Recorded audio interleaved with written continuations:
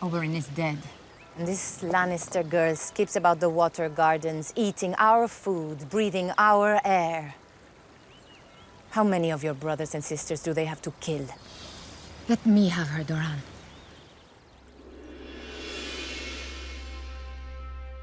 Prince Doran is a character who is very committed to the well-being of his people. His brother was killed, and he would love to seek revenge for that the same way Ellaria would love to seek revenge for that. But he realizes that as a prince and as a ruler of these people, he owes them better than that. I think part of the reason Oberyn was able to be as free and as much of a wild child as he was is because he wasn't the oldest son. You know, he wasn't the Prince of Dorne. He wasn't responsible for ruling that country, whereas Doran just wants very badly to do what is best for his people. And that genuinely means subsuming your own personal interests and your own personal desires and ruling in a kind of quiet, diplomatic fashion. The question that Ellaria asks is basically, is he strong enough to do what needs to be done? Is his calculation and policy, are those really weakness and hesitation disguised? And Ellaria thinks they are.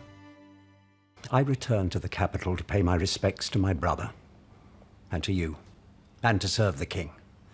I did not return to the capital to serve as your puppet, to watch you stack the small council with sycophants. Cersei is very used to manipulating the people around her, with the exception of her father. She's been very adept at manipulating everyone, and in the small council scene, she's really starting to feel the absence of Tywin Lannister. Now with the death of Tywin, I think in her mind all these vultures are now flying into King's Landing to peck at the corpse and take over. She's very wary of anyone who's going to try to push her into the corner and dismiss her as the Queen Mother. She's not going to let that happen. She comes up against her uncle Kevin, who's made of sterner stuff, who won't be played the way that these other people allow themselves to be played, who actually disrespects her to her face and walks out of the small council chamber, which is behavior she is unused to experiencing and being able to do nothing about it, which in this case she really can't. Guragon Jazdano, Glyson Eochani Sostaur. Ziri Aixia, Vitriris. Shishilolskaya Vitril. Vitris.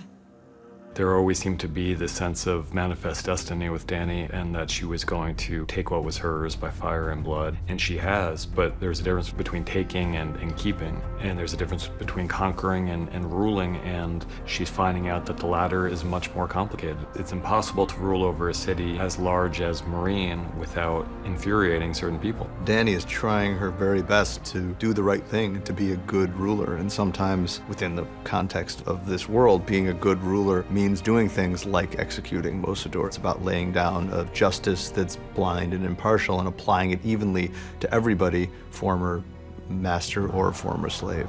And in this case, with Mosador, it's very complicated for her because she has a great deal of affection for this young man who was a slave until she came, and that's the reason he was selected to represent the freed people on her council.